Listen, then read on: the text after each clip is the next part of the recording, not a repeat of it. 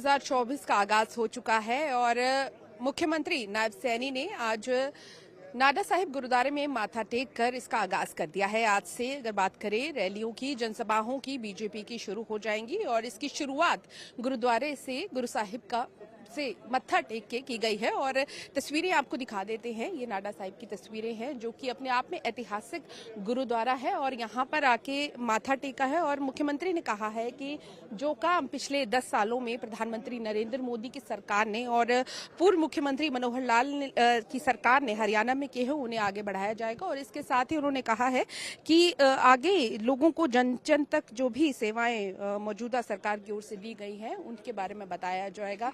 वहीं आपको बता दें कि पहली बार ऐसा होगा करनाल में, क्योंकि उपचुनाव भी है और लोकसभा के चुनाव भी हैं, जहां पर पूर्व मुख्यमंत्री मनोहर लाल लोकसभा के प्रत्याशी हैं और मुख्यमंत्री नायब सैनी हैं, वो उपचुनावों में लड़ रहे हैं और मौजूदा सीएम और पूर्व सीएम एक दूसरे के लिए वोट मांगेंगे। इतिहास में, हरियाणा के इतिहास में ऐसा पहली बार होने वाला है और आज से शुरुआत इसकी हो चुकी है। हालांकि जहां जहां से मुख्यमंत्री गुजरेंगे वहां वहां उनका स्वागत किया जाएगा, चाहे हम अंबाला की बात करें, कुरुक्षेत्र की बात करें, करनाल की बात करें, हर जगह उनका स्वागत किया जाएगा। तो कह सकते हैं कि अब बिगुल जो है बीजेपी की ओर से आज से शुरू हो गया है। जहां पर अनाज मंडी करनाल में जहां पर ये जनसभा होनी है, जहां पर रैली होनी है, वहां पर बीजेपी के राष्ट्रीय अध्यक्ष जेपी नड्डा भी मौजूद रहेंगे और जरूर एक मूल मंत्र उनकी ओर से बीजेपी के प्रत्याशियों को दिया जाएगा ताकि 10 की 10 लोकसभा सीटें जीतने के लेकर जो एक लक्ष्य लेकर बीजेपी चल रही है उसे अचीव कर सके।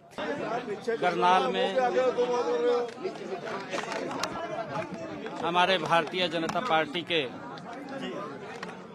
यशस्वी राष्ट्रीय अध्यक्ष आदरणीय जगत प्रकाश जी नड्डा आज एक चुनावी रैली को संबोधित करेंगे। आज चुनाव प्रचार का आगाज आदरणीय नड्डा जी करनाल के लोकसभा क्षेत्र घरौंडा से एक बड़ी जनसभा के माध्यम से आज करने वाले हैं।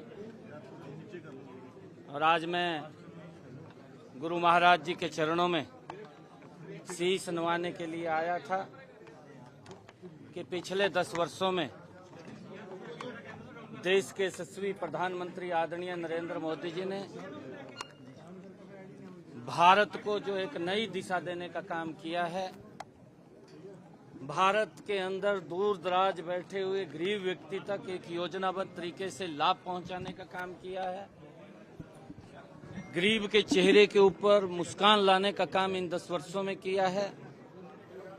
देश का इंफ्रास्ट्रक्चर मजबूती से आगे बढ़ाने का काम इन 10 वर्षों के अंदर नरेंद्र मोदी की सरकार ने किया है। दुनिया के अंदर भारत का सम्मान ऊंचा करने का काम देश के यशस्वी प्रधानमंत्री नरेंद्र मोदी जी ने इन 10 वर्षों में किया है। देश के अंदर चाहे हर घर के अंदर नल और स्वच्छ जल पहुंचाने की बात आदरणीय यशस्वी प्रधानमंत्री नरेंद्र मोदी जी के नेतृत्व में मजबूती से हुआ है। उन माताओं बहनों के घर के अंदर गैस का कनेक्शन सिलेंडर पहुंचाने का कार्य गति से इन 10 वर्षों के अंदर नरेंद्र मोदी जी के नेतृत्व में हुआ है। और प्रधानमंत्री आवास योजना के तहत 4 करोड़ से ज्यादा गरीब लोगों को लगातार मकान बना करके देने का कार्य नरेंद्र मोदी जी के कार्यकाल के अंदर इन 10 वर्षों में हुआ है। हमारे भारत के किसानों को प्रधानमंत्री किसान सम्मान निधि से जोड़ करके उनको मजबूत और सशक्त करने का काम इन 10 वर्षों के अंदर हुआ है।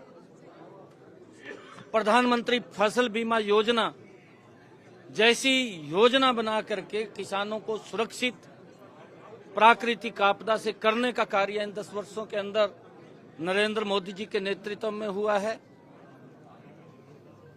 5 लाख रुपए का अधिकार गरीब व्यक्ति को इलाज कराने के लिए मिले, उसको किसी की तरफ देखने की आवश्यकता नहीं है।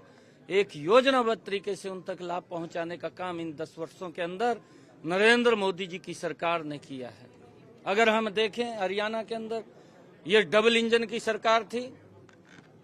मनोहर लाल जी ने एक संकल्प लेकर के पिछले 9.5 वर्षों में जिस तरीके से उस माता बहन के घर के अंदर गैस का सिलेंडर और कनेक्शन वो सुनिश्चित किया है पहुंचाने के लिए,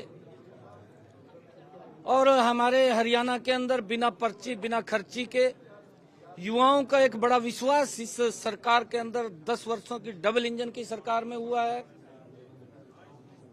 और चाहे चिरायु योजना जोड़ करके हरियाणा के लोगों को लाभ देने का काम वो हुआ है।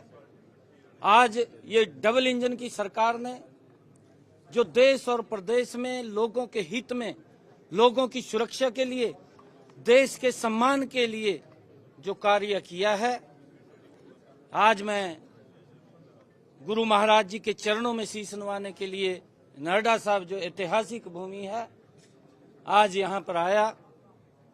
और आज हमारे राष्ट्रीय अध्यक्ष मनोहर लाल जी, जिनको करनाल से भारतीय जनता पार्टी का प्रत्याशी वहां से बनाया गया है, आज इस चुनावी का वहां से श्री गणेश होगा।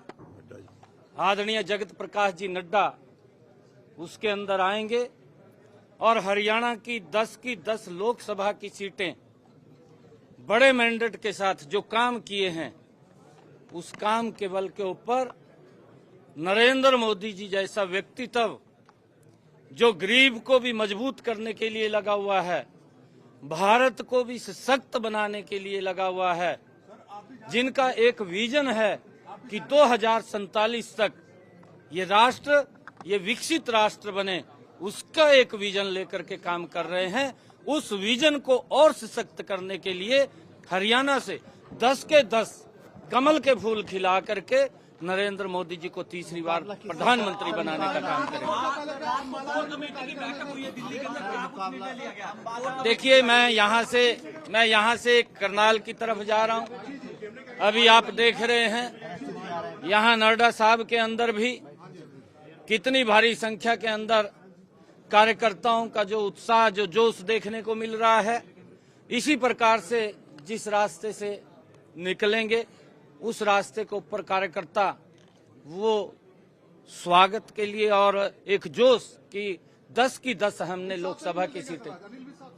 देखिए, कैंट से भी जाएंगे। अनिल भी साहब हमारे नेता हैं, हमारे आदरणीय हैं, और उनका लगातार मार्गदर्शन पहले भी मिलता रहा है और आगे भी आदरणीय अनिल विज जी का आशीर्वाद हम लेकर के इस चुनावी बेला को आगे बढ़ाने का काम करेंगे। हमारे साथ हमारी यहाँ से प्रत्याशी मैडम बंतो कटारिया जी और हमारे ज्ञानचंद जी गुप्ता जो हरियाणा विधानसभा के माननीय अध्यक्ष हैं, सभी कार्यकर्ता आज गुरु के चरणों में नड्डा साहब की इस ऐतिहासिक भूमि पर शीश नवाने के लिए आए हैं और यहाँ से गुरुओं का आशीर्वाद लेकर के 10 की 10 लोकसभा की सीटें कमल के फूल नरेंद्र मोदी जी के पास बड़े मैंडेट के साथ जाए, उसके लिए काम। कैमरा पर्सन गुरविंदर के साथ पूजा वर्मा, डेली पोस्ट पंजाब, हरियाणा, हिमाचल। लोकसभा चुनाव 2024 का आगाज हो